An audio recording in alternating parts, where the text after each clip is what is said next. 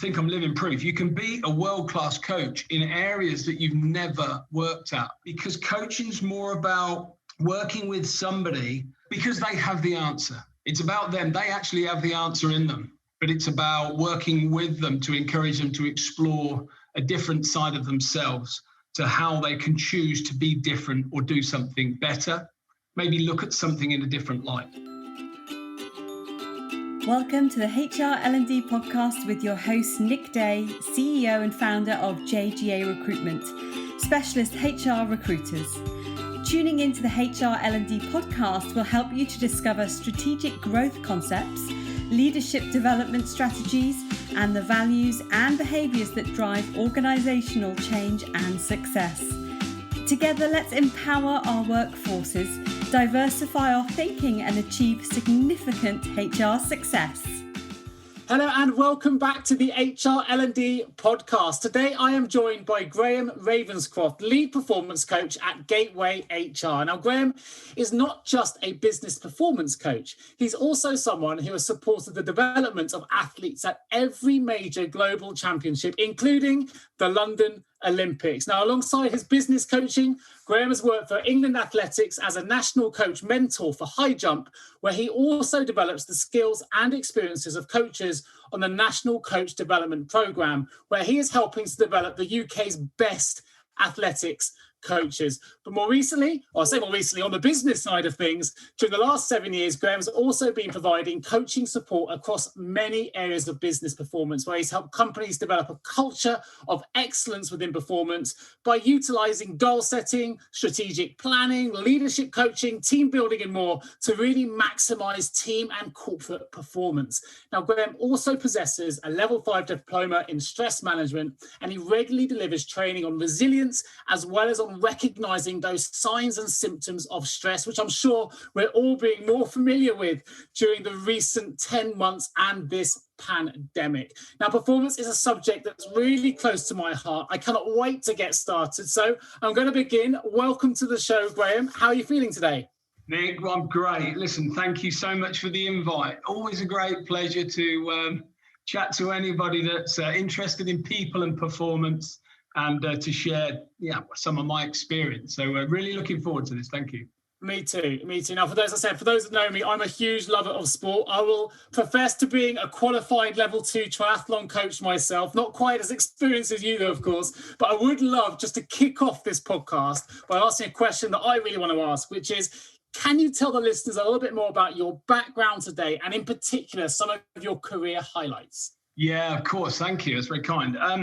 So it began 35 years ago now, would you believe? I was an international junior athlete myself, long jumper.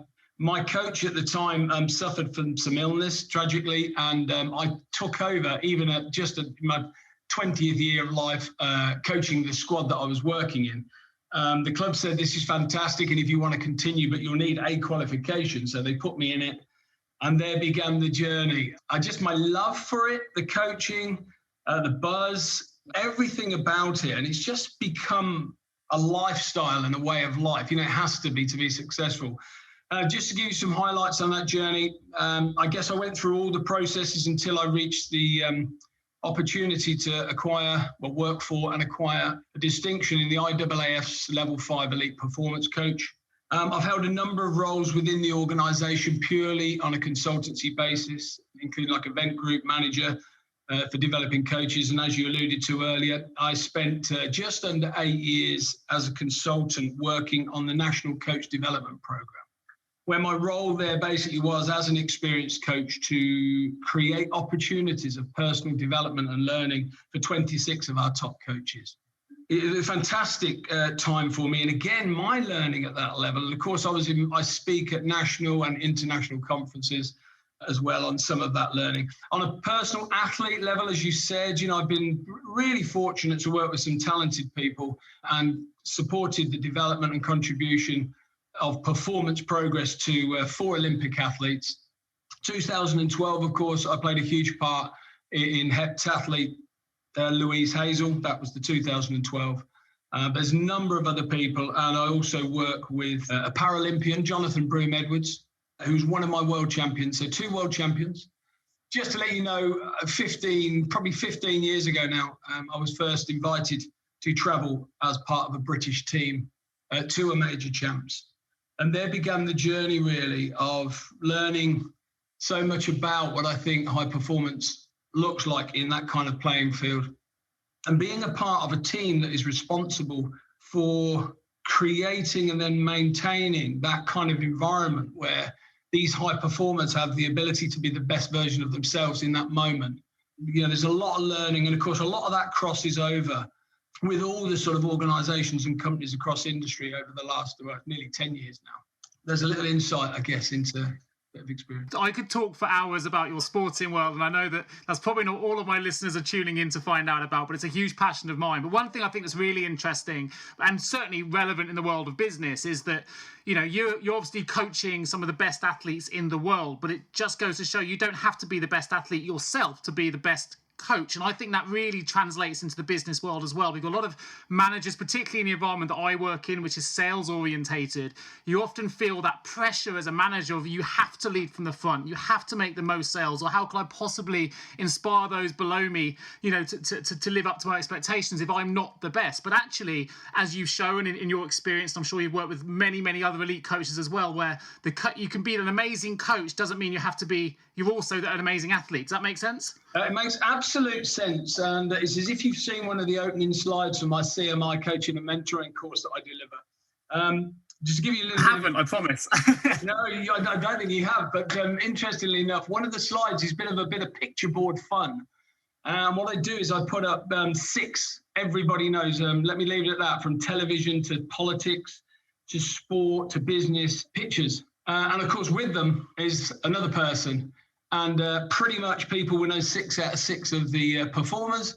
And of course, very quickly, they realise the theme that the other 6 are their life coaches and performance coaches. And nobody knows them. And then the next slide, of course, in mentoring is where I share some of the great global, sort of more well-known mentor-mentee acts, like Steve Jobs and Zuckerberg, like Kathleen Hepburn and Jane Fonda, for example, Maya Angelou and Oprah Winfrey, and so on.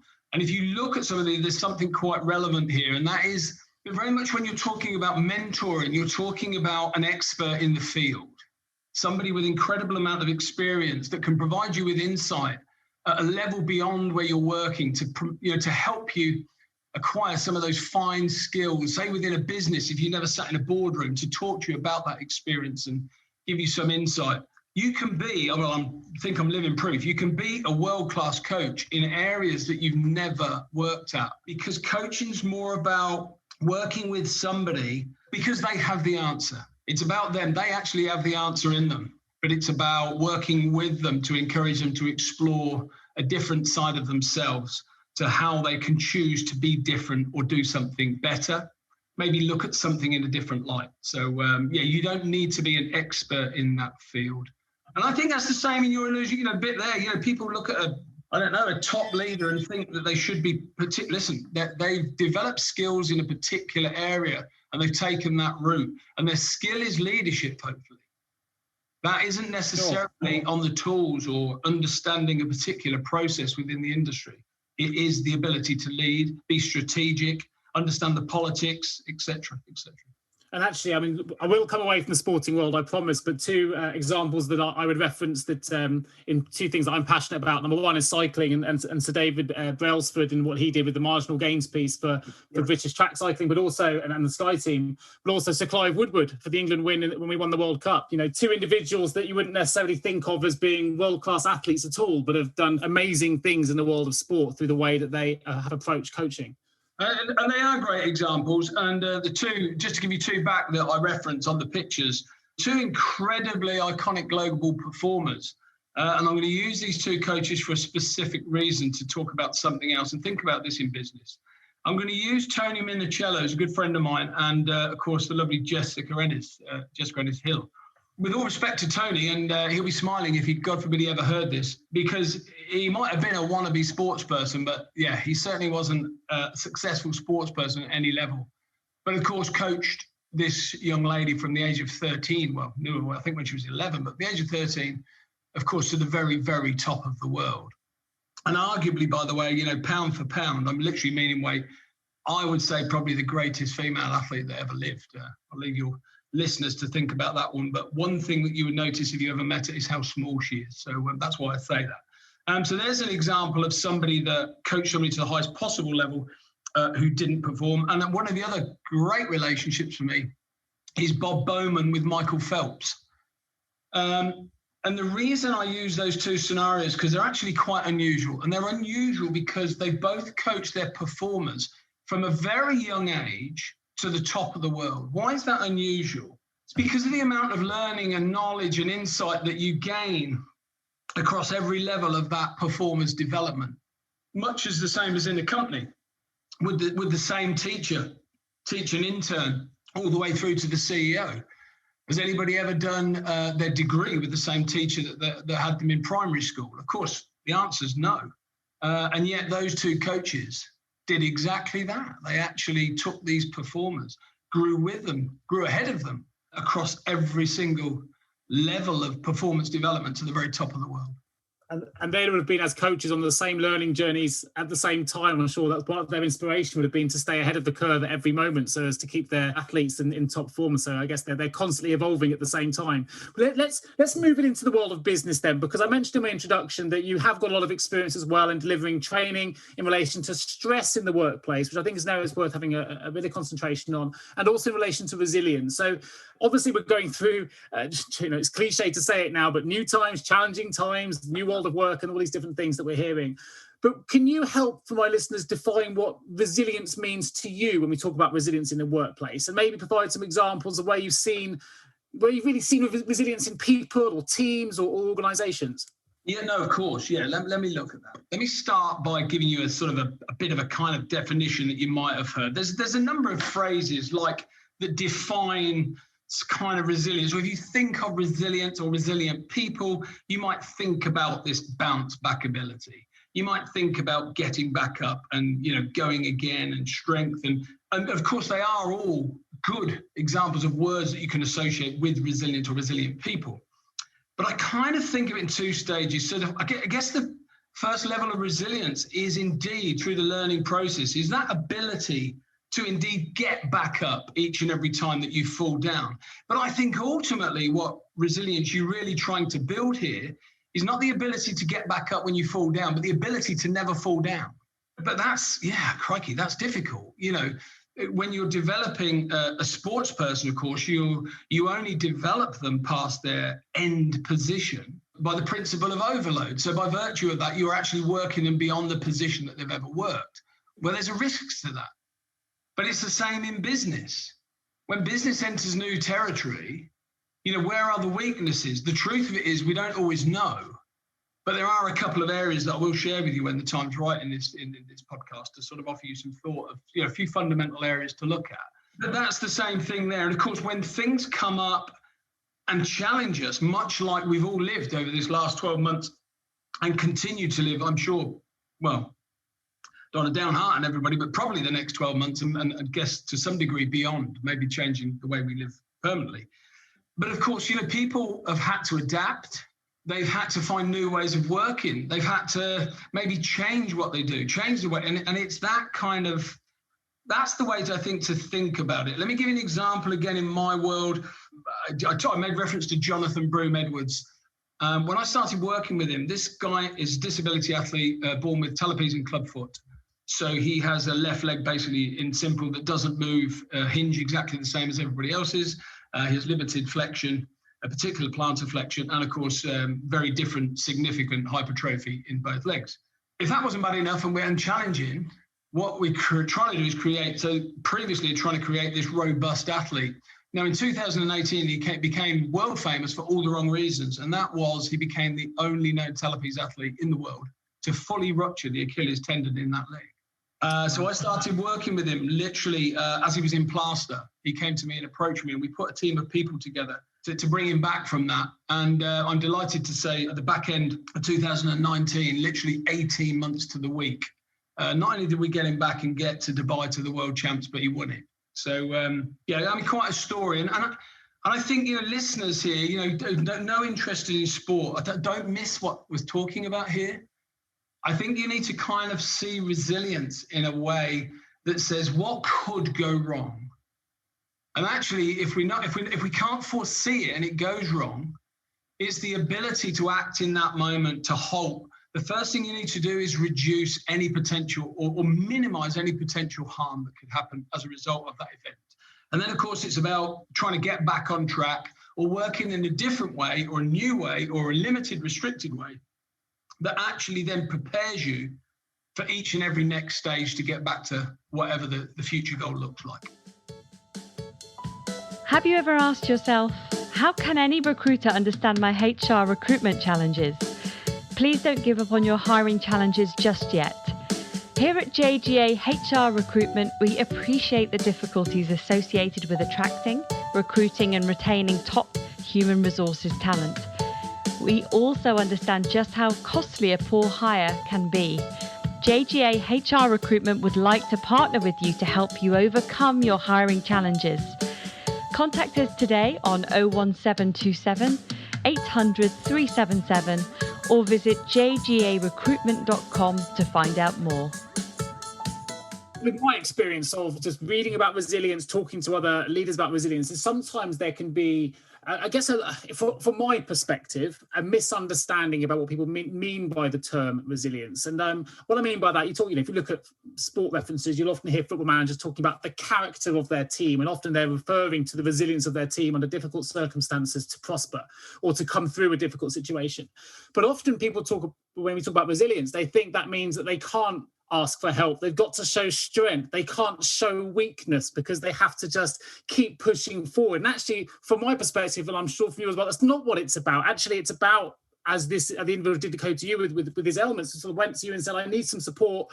Where do I go? And resilience can also be about asking for help and asking for some assistance, I'm sure. But I wonder if you could just expand a little bit more about what resilience means to someone where you have got a lot being put on your plate at the moment, particularly in HR and payroll and these kind of industries where you've got furlough calculations and legislation changing all the time, people dealing with redundancies. It can become overwhelming. And it can be scary to show to others that you are feeling overwhelmed, but you also want to show your resilience to it. So if that was the kind of case in point or example, how would you react to that kind of situation? Or how would you advise or coach someone in that kind of situation? Listen, it's a really good question, and I like the direction. So let me try and give you some answer to that. I think one of the most important things is when you're in a moment like that, and we're all getting in that moment, this resilience in that sense is about being able to survive, isn't it? It's about coming out of the other end. If we look at it in that sense, you have to be able to think what it is that you need, maybe where your strengths are to use them, what actual weaknesses do we have, and how do I deal with that? How do I minimize, I said to you, the negative effect of a lack of resilience in a particular area. So for example, if we need to diversify the way we work and we require different skills to do that, to get us through, working from home, where we were working in the office, then of course it's about considering where that is. Where is that information? And you're quite right, is to go and look for it and ask for it. Exactly what Jonathan did. He's looked around and he's gone, actually, when I look at the situation, the people I'm working with now, will these people have the knowledge and insight and leadership to actually deliver me to where I want to be? And he made a choice that he wanted to change that. He trusted in me to have those skills. So in that sense, you're right. Developing future resilience within his body to not break again, to give him a chance. Well, it's got to get back first, but to then have the ability, once he's got back up, to never be knocked down again. He's then, as you say, looking out, reaching out, recognizing we need the information, we need the skill, we need the knowledge, we need the experience. And when you're developing teams, by the way, and organizations, if we look at that in the sense of how resilient is my team, then of course we have to look at how we communicate. And if we can't communicate, if something goes down, if we end up working in isolation and motivate, how do we motivate our people? How is it done out in the office? Actually, we don't see them anymore, or we're now not with them every day communicating. And it's kind of having that ability to put all these things in place and recognize all the things that make up the ability to succeed in performance. And can I just touch as well, you talked about stress. You're absolutely right. If I think about resilience, I think about it in a number of ways. There's that physical resilience, okay? And so, for example, in teams, that's the right people, the right skills, yeah? The right communication, there's so many factors within that. Adaptability within roles. Leaders where we need leaders, and people in the right, the right people in the right seats. That's what we need sort of in terms of resilience there. But in people as well, we need robustness, don't we? But we need robustness in the right areas. If you look at the human skeleton and think about physical resilience and then relate this to your business, okay? If you think about a triple jumper, don't worry, you don't need to be a sports fan. If you think about a triple jumper, I've got the information for you. Now, they, on their step phase, register something like 15 or 16 times their body weight. Wow. Think about that. Yeah. That's surgery, isn't it? But it's not. And there's so many factors which, we're not going to have a lecture on that today, but there's so many factors why that isn't the case. But let me tell you why as well, because the human body is much like your business. Here we go. It's a lot like your business. In order for it to develop and be resilient to that kind of impact and load and stress, okay, and I urge your listeners to think about that in a business context. What the human body has is it has areas of the body which are designed not to flex, not to move. Stiffness, okay? There's a reason they have to be stiff. And then, of course, exactly the same, there are areas of the business that are designed to flex, that stiffness would cause a problem. We also have incredibly inbuilt in the neuromuscular system, okay, we have sensory receptors that are designed to slow movement down at the right time. There's sensors that are designed to actually speed movement up. So where is that in the business? Because businesses need that too. Sure. They need a process or a person. And I kind of think, to understand really what makes individuals resilient in a physical sense is actually not too dissimilar in looking at cross departments and how departments work together to share the load. So I'm a visual learner, so I'm loving this. I think it's a great example. I just had images of the whole skeletal chain, as you say. The impact or the load might be isolated in your mind at the knee, but actually it goes through the full chain all the way through the skeletal system, right? That helps burden that load. And I was picturing that with different departments and different managers and all the different things and different components that make up a business. So for me, it was a great way of putting it. And stabilise, you just reminded me, there's another thing. We have stabilizers in all of our joints because the joints are supposed to move in a particular direction or directions or have a particular range. And we have stabilizers. Who's the stabilizer in your business? When we start to go off track, when we flex too much, who recognizes it? So it's kind of that physical makeup. Now, you talked about stress. Let me talk about that one because there is a mental resilience, isn't there? Now, there's this ability to get back up. We talked about that. But I think, I really work. I'm going to urge you all at the end of this to think past this. I'm not saying that isn't a demonstration of resilience because it is getting back up. It's a requirement. Let me give you a quote. It's a quote from a book, Balance. I don't know if anybody's read it. Your viewers, a fantastic book, a guy by Matthew Said. I've read it. And it's about resilience. And he said, it's a fact that top ice skaters fall down more in practice than they do in competition. So excellence is therefore about stepping outside of your comfort zone, training with the spirit and endeavor, and expecting the inevitability of trials and tribulations. Progress, therefore, is in effect built upon the necessary foundations of failure. And so that's that kind of resilience that we need to accept that we do have to get back up, because working past your end position, we're going to be required to make decisions on information that we've never seen before. We're going to be asked to sort of, stop, take action and stuff for the very first time. So there's that element of it. Now, in terms of the stress element, I think this is what you decide. I think this is worth just a minute of time here to reflect on the severity. There's stuff that goes out. Listen, as a really interested stress management consultant who 10 years ago spent 18 months of his life putting together 104 words to get a qualification. It's about the practice since. But 30 years, by the way, in the fire service, I haven't even mentioned that. That was the day job for all of this coaching. 30 years of whole-time fire service. Ended in 2017. And when I looked at that, and then I looked at people at the Olympic Games, I started to consider how much of a massive impact that stress is on performance. Okay, so if we're trying to build mental resilience, and do we need to? Yes, we do. When Theresa May in 2017 commissioned the Stevenson-Palmer report, she did it for a reason, because the cost at that time to the British government was between 24 and 27 billion, billion pounds a year. In 2016, for the very first time, there were over 500 million separate cases in this country, and that's growing. I know the latest figures, 2020, were in excess of 600,000. Right. So we do need to be scared of it because it's costing us. It's costing us in days at work. What it's also doing is actually massively affecting this team and organisational resilience. And I'll tell you for why, because when somebody's off with stress, what statistics say is the average amount of time off per case is 23.9 days. So this isn't like 2 days with a cold.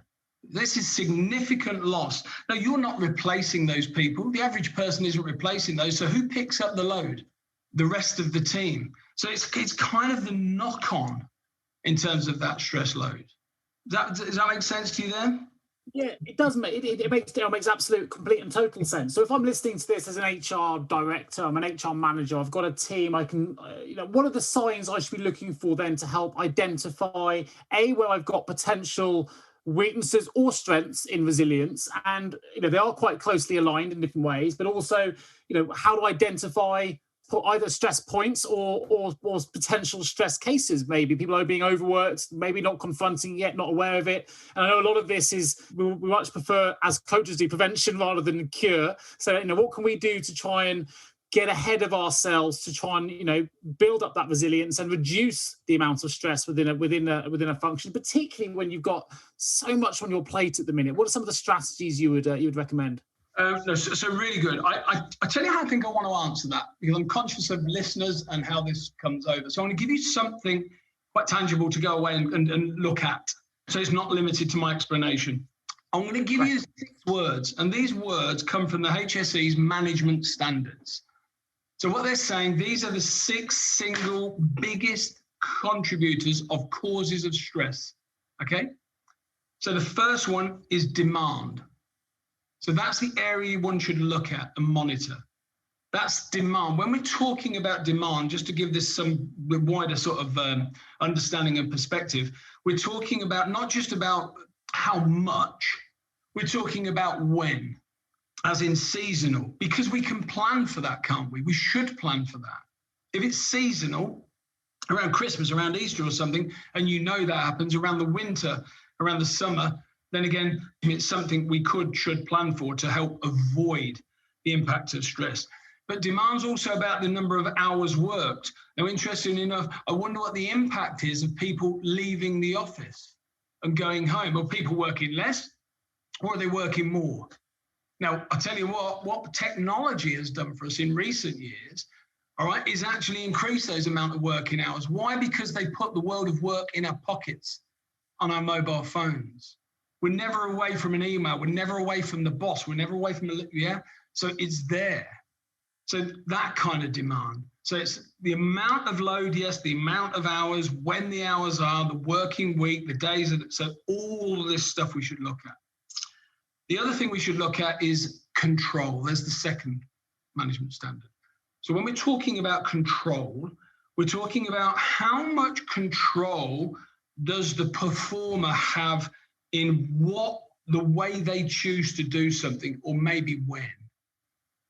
And I think a lot of the change in demand of dictating when we have leave and breaks and how much break, there's a good reason that science is changing that, and it's for the right reasons. It's not out of the goodness of some employers' heart, by the way. It's based on quite a little bit of research, and it's looking at people and performance and times of day and so on. And I think the best employees can look at that control element, and where possible, try and hand over some of that autonomy in the control to the performer, because they'll know when they're at their best. They'll know, they'll take the break at the right time. It requires a degree of trust, etc. So that's the second one. So we've got demand and control. The third one is support. So we can look at that. Where do we need support? Who needs support? What are we missing? And it's that sense, whether that be emotional support, physical support. Does that make sense? The support of a particular skill, the support of a coach, a mentor. It's all that kind of, peer group reflection, learning, and all those sort of things. What support can we do? So there's the third one. The fourth one is relationships. Now, how many, they say people don't leave companies, don't they? They leave bosses. It's true. I think it's a CRPD quote. Yeah, and I agree. A lot of my experience says so. So actually look at the relationships that exist. Stop turning a blind eye to bad behavior, no matter what the level, but no matter what the role, the rank or authority. Okay, we shouldn't allow it. You know what? Because that's a potential stress factor. And we do know that stress affects performance. And I'll explain why in a moment if you want me to, briefly. So look at relationships. That's internal relationships, external relationships. They're all relevant to the performance of your industry and people. And certainly within your team and associated teams, across teams. Remember, they're called departments, but they have one thing in common, always. They work for the same business and they impact significantly on the success of that business. Let's not forget that. We're not working in isolation. We shouldn't be. We're working as part of a human skeleton, but we're just doing it as a business. And every joint is a different department. And fluid mechanical efficiency occurs because we work and all those parts work together. Exactly the same as business. The last two is change. Now, here we go. One of the areas to watch is change. Now, what should we watch about change? We should watch the timing of change. We should look at the relevance or potential impact of change that we know about on the people. We should look at the speed of the change, why we are changing, and have we got there's so many factors, but look around change, start to identify areas of significance, because that's a big causer. And the final one is role. Now, this is to do with conflict of understanding, conflict of interest, crossover in terms of authority. Just make sure that there is absolute clarity around the purpose of everybody's role. No crossovers in terms of responsibility. No conflict that isn't dealt with. All these potential factors. So just to recap, 6 areas in answer to your question to look at to minimize the effects of stress in the workplace: demand, control, support, relationships, change, and role. Okay. Excellent. And you did say you could briefly mention how stress can impact on performance. So, may I ask for your experience in that area? Yes, for sure. Okay. Let's not get too scientific here, but I'll answer it in the quickest way. I don't know if the viewers or listeners, have ever heard of a sympathetic nervous system. The sympathetic nervous system and the reptilian brain, that triggers it. What's it for? It has one purpose and one purpose only: survival. That's what it's for. Goes back to prehistoric times, early man, woman, saber-toothed tiger jumps out. We need to react. To survive, it needs to be instant. So understand, this is so relevant. The reaction of the stress response is 100% involuntary. Oh, so how do we train it? You don't train the response. It will always be involuntary. But what you can train is the perception of the threat. So, for example, if I take my fire service days, imagine being on a fire engine, fire appliance, and you've been in 30 years, and you drive around the corner, you see a particular incident, flames and stuff like that. That person is going to have seen that so many times, lived to tell the tales, worked out lots and lots of ways how to deal with it. That's going to be a very controlled, thoughtful response. They're going to be acutely aware, aren't they, of the world around them. They're going to be in control of their thought process. They're going to have the ability to communicate calm and rational. They're going to believe that they can bring this to a close safely. They'll have confidence in their own ability, yeah? They'll be enthusiastic, all these things. Now let's skip around the whole level of that and look in the back, and we've got a brand spanking new, fresh out the box, new firefighter who's just come out of training school, sees this for the first time. Imagine the reaction. What they're seeing a genuine threat to themselves. This is a threat. I could die here. So actually what happens in the stress response is a number of things. You get physiological, emotional, and behavioral adaptations that occur to keep you from dying, basically, surviving. So give you a couple of these. So the joints stiffen, because if we're going to pack a punch, against saber-toothed tiger, we can't be floppy. We need to be really stiff. We've got to, if we're going to outrun them and react and speed off quickly, we need to be stiff. Our heart beats faster. Adrenaline is produced to ensure that the heart keeps beating faster. There's stiffness again in our neck. Our gut shrinks. Our pupils dilate. Our vision, what happens to our vision, by the way? It narrows. It narrows so massively because we are looking to land one punch to survive. We're looking at the smallest gap that we might get through to get out of this scenario. Now, how many of these do you think are conducive to controlled, enthusiastic performance? Listen, when we're in tough situations, we need people that have the ability to still be acutely aware of the world around us, that have control within their breathing, that are not got tension, headaches and dizziness brought about this stiffness in their neck and shoulders. But yet this is the response. So actually what we do, how do we deal with this? How do we prepare this stress response to actually not sit? We give people skill, right? We also give them knowledge so their confidence goes up, not the same threat. If they're going to give a talk to the boardroom, we prepare, we don't just throw them in there, we prepare them for it. We give them support, we give them training. We might do a practice run. Does this all make sense? So that actually so the perception of the potential threat is not the same as if we're just thrown into it.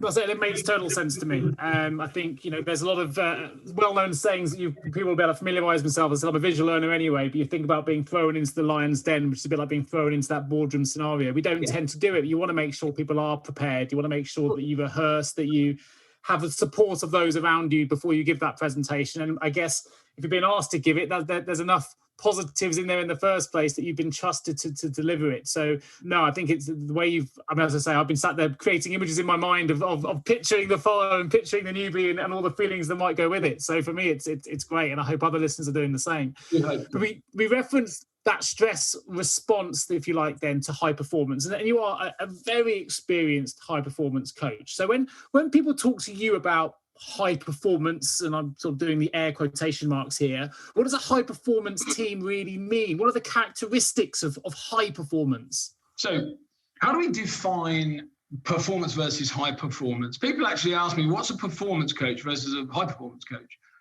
A performance coach, I think, works with somebody to develop, a performance to a good level, whatever that is. High performance people work with people that are already successful. So I'm glad you referenced that. I'm going to jump in slightly, Graham, because my initial thought would have been good marketing. It sounds terrible. But when someone says difference between performance coach and high performance coach, I'll go, well, that's good marketing. Right? You want to be seen as a better performance coach. But I'm sorry to bring it down a level or two, which I didn't mean to do, but it was the image it created in my mind. But actually, you're able to reference there is a genuine difference between the two as well, because you're talking about people that are, well, I'll let you continue it, but I'm just going to let you know that was the image that came to my mind when you asked what is the difference. I go, well, it's good marketing. Yeah, let's talk about some real metrics here.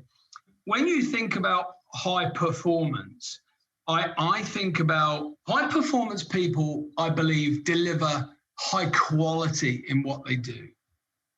They actually deliver high levels of productivity, for example, higher levels of productivity. But more importantly, they do both. They actually are able to deliver high levels of productivity at high quality and on time and meet the needs of the end user, etc. So if we think about peak performance, there you go. Let's have a look. So we're striving for peak performance. Let's break that down into three kind of scenarios to get you to consider what this looks like. One of them for me is kind of that, that single biggest, best one-off moment that you ever did. So working with a company to achieve that. A high performance people will work beyond the end position. You become high performing because it's at the top level of what you do or what people do, that part that you're in. So for example, let's strip it back even more. The personal best one-off would be the fastest time you ever ran. Yeah. The highest you ever jumped. the furthest you ever threw, the one-off, that can unquestionably be defined as peak performance for me, high performance. On a personal scale, by the way, because it's all, obviously progress and success is relative to the individual in a linear context. It's just step after step or whatever, progress. But globally, of course, we can measure ourselves in that kind of world. And we can do that in business too, because there'll be comparatives most of the time. Industries that do the same thing, similar things. So we've kind of got that measure, haven't we? So we know what that single moment looks like when we did better than anybody had ever done, yeah? Does that make sense? Anybody had ever done. And then, of course, there's the next bit where you kind of achieve the highest thing. Now, this might really surprise you, but something like only about 10% of people that win Olympic medals actually do a lifetime best to win it. Now, there are many factors to that, all right? But what we're saying here, so in industry, is not necessarily the most we've ever produced in a day to win this, but the amount that we needed to win the biggest deal. So there's a day when we produce more widgets than we've ever produced. Wow, what a moment. And have a look at that's high performance. High performance is also producing enough to win the best possible deal. And then I look at it in a third sense, and that is what I call peak flow. So that's the ability to sustain that high quality and high production for a sustained period of time. I think all of those can be defined as high performance. Yeah, I totally agree. I think you've done that really well. And I know that you don't believe that, people stumble across greatness. That's not something that you think happens. So I wonder if you could share some of the main areas of focus that you think about when developing high performance. How do you get someone to achieve greatness? Perhaps they've never achieved it before, but what would be some of the steps you would take to developing it? Yeah, for sure. That's right. Let me confirm. You're absolutely right. I know of no examples. Please, listeners, send me somebody, and I'm just curious if there is one. I offer that all the time. Nobody's ever wrote to me, called me, and give me something.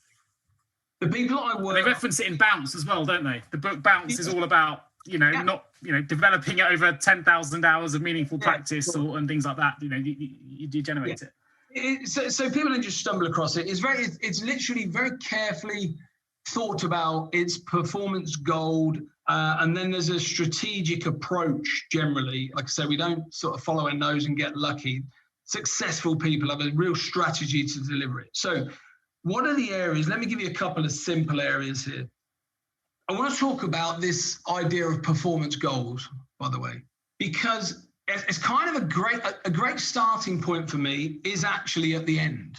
The reason it kind of needs to be at the end, the starting point, either in a vision or a desire to look like something. Now, just to have a statement of intent is not a good goal. What you do need to do is you need to be able to break down this statement of success into real, insightful, objective metrics. So by that, I mean, if we are going to be the number one company in the world producing this high quality of what across the globe, okay, that might be the dream, but actually what does it look like to achieve that? What do we need? We would need a particular set of skills, wouldn't we? We would need a particular outlet of people, so many customers, financial support, backers, collaborators. So you're kind of breaking it down. And I think once you do that, when you're looking at developing success, it helps you to identify where progress needs to be, could be, should be made. Because it's kind of that classic gap analysis.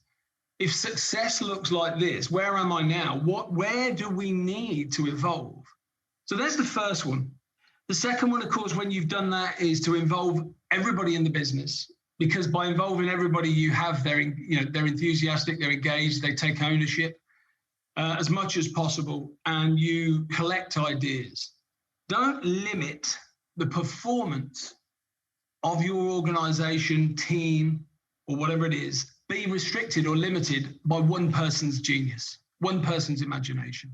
Share it, all right? Now, don't miss the opportunity to share that. I would do that too. Okay, the third one, of course, when you've done a strategy and you've worked out how you decide you're going to do it, is to put together a team of experts. Put together a team of people in every field that you need that can deliver it, that you need to deliver it. Much like I did with Jonathan. But when you've got a team of experts, the other thing that you still need is you need accountability within each and every one of those experts. So how do we get people to be happy to be held to account? Let me share my thought on that. I tell you what you do. If you've got people in your team with clarity around their purpose, what it is that they're supposed to do, right? Not just the role, but the relevance of what they do in relation to the team and then the team's relationship to the wider organization. And if I choose to do brilliant here, what's the potential gain for the organization? Actually, if I choose not to have a good day or indeed not meet that deadline, what's the actual impact? It's kind of that sense of purpose that I'm talking about. The next thing you do is you make sure that you create an environment of mastery. That's the ability, all right, for every single person in your team, 360 degrees or organization, on any given day to be the very best possible version of themselves. And the reason I say that is because there are so many factors into how performance progresses. It starts with education. It starts with teaching, the quality of the teaching. When you teach people something, they're not skillful. They're at a point of acquisition. So we need to make sure that their environment develops that acquired knowledge. We need to be able to learn how to apply it practically in a highly skillful way until we become experts. Everything you say just sounds it just resonates. It resonates really, really well. And I'm sure will be for the listeners as well. Something that it's quite unique, Graham, to have someone on a podcast like this who's got experience in coaching and coaching and performance in particular across so many different areas. You've talked a lot in depth about your experience, obviously coaching athletics. We've talked about coaching performance within a business context. But you've referenced a few times today your experience, your 30 years experience working with the North Hampshire Fire and Rescue Service, where you were supporting a fire station in Kettering. Now that must have involved coaching of a very different nature. Presumably you'd have been coaching and leading teams in very incident response related environments, real pressurized environments where some of the things you've talked about in relation to stress and resilience must have really had to come to the fore. So what was that experience like? I mean, I learned a tremendous amount there. And of course, that was where I began my journey of leadership, okay? And of course, now, as you quite rightly said in the pre-bit, I'm now an accredited trainer for the ILM and CMI in terms of leadership. And what I bring with those courses is obviously this huge insight from working with hundreds of CEOs, MDs, across that. So in answer to that question, one of the things the fire service does for you, and the change in environment within the fire service was the reduction in the numbers that we had available to us on a fire engine, believe it or not. It's as simple as that. So I listened to sort of industry, and when I began, we would pretty much 30 years ago ride with 6 people all the time. And those 6 people would all have a role, okay? In order to be successful as a whole unit, there was a couple of things that the leader needed to make clear. That was, they had to know exactly what, they had to have clarity around what it is that they were needing to do. They had to understand how that they could apply their skill and the need for that skill to be applied in a highly effective, timely way, all right, for the whole team to be successful. The listeners and myself wouldn't have had experience of the life and death level of coaching. And as you say, I guess people have to have absolute clarity in terms of what their roles and responsibilities are, because if there isn't absolute clarity, then ultimately it could be a life and death situation as a result, right? And the thing is as well, there's a couple of things, let me share a couple of really, I think, useful insights into my time in the fire service. One of the great celebratory things I think about some of the success that we should celebrate is when you see the best version of a fire crew, it's the ability to be skillful in a highly stressful world. So how do we practice that? That's very difficult. Now, listen, Aristotle, I'm sure, will be absolutely delighted to know that I agree with him. All right. He said, excellence is not an act, it's a habit. We are therefore what we practice. So think about that kind of world. How do you practice to be able to perform with that kind of when you can't reproduce that? So we have to create and be innovative in our thinking, in our practice, to try and recreate as close as possible those kind of scenarios where we apply and impose potential stresses that can affect us as people in a physiological sense, in an ego sense, in a respect sense. Does that make sense? In a status sense, self-esteem, all these things, and actually learn how to still be skillful. Now, I want to give you a word, even if it's towards the end, I think we're there-ish, but I want us to make sure that we look at this word of purposefulness. All right, it's my favorite word in the world as a performance coach. I love its word. I love the intent. I love what it says. If you want to be excellent, all right, and excellence is a habit, it means we have to practice in a very purposeful way. So purposefulness in your business. Have a look around your business and look at how people work, how they behave, all right? Working, if it doesn't have significant meaning, if it doesn't have real relevance, and if it's not going to impact significantly on the end result, then you need to ask why we're doing it. And then we start to move in a world of culture, and there's another podcast for another day, and I'm sure. Wow. Yeah, huge. It's a great way. We've kind of gone full circle with it as well, which I think is brilliant. And purposefulness, again, relates back to the book you also mentioned. I'll put a link in the episode notes to bounce, because that talks about purposeful, meaningful practice in there as well. But listen, I've got a huge amount of respect and admiration for everything you've done, Graham. It's been a fantastic talk. It's been a whistle stop. I can't believe how quickly the time's flown. So thank you so much for your insights. I must ask, actually, well, while it's in the news today, I read this morning that the Tokyo Olympic Games still going to go ahead as scheduled this year.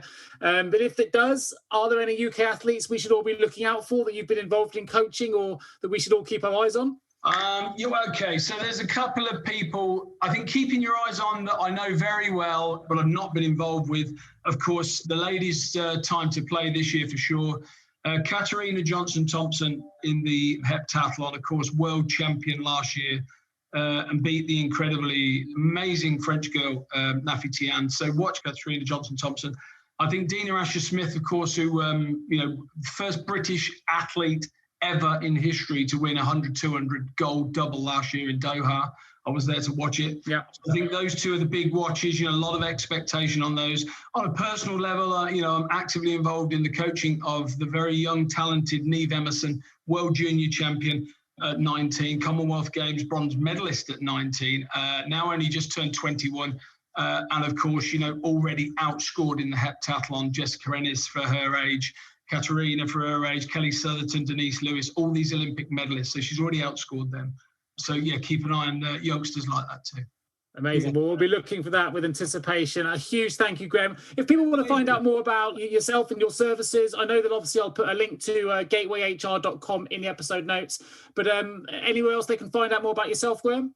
I think that's probably the best way to do it. If you contact me through, obviously put the email there and the link through Gateway, I think that'd probably be the best way. I do a bit of social media. I'm not going to pretend I'm very good on it. So, but yeah, you'll find me on LinkedIn. You'll find me on Twitter, which, I really don't use. But definitely LinkedIn, a bit of WhatsApp. So, a little bit of social media. But yeah, please link them up. And I'd welcome any conversations.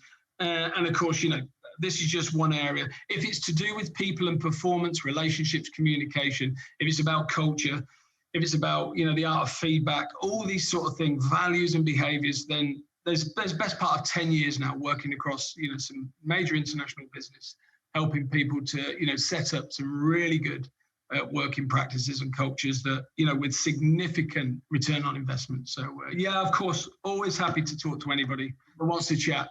Thank you for the invite, Nick. Pleasure. I'll make sure those links are in the episode notes. I'll add as well that Gateway HR put on a number of brilliant webinars that I know Graham is very often the keynote speaker for as well. So if you are interested in signing up for future webinars, finding out more about what Gateway HR offer, then do check out that website. Just to mention it again, it's gatewayhr.com, but I will put a link direct in the episode notes. Of course, if you are an HR or L&D professional listening to this podcast and you've got an HR recruitment requirement that you'd like some support with, please also get in touch with myself. I'd love to show what a great recruitment experience can look like, and you can reach out to me directly at nick@jjrecruitment.com or give me a call 01727 800 377. I will of course put my own links as well in the episode notes. That just leaves me to say another huge thank you to Graham Ravenscroft for joining me today, and I look forward to bringing you the next episode of the HR L&D podcast real soon. Look after yourselves and each other. Thank you.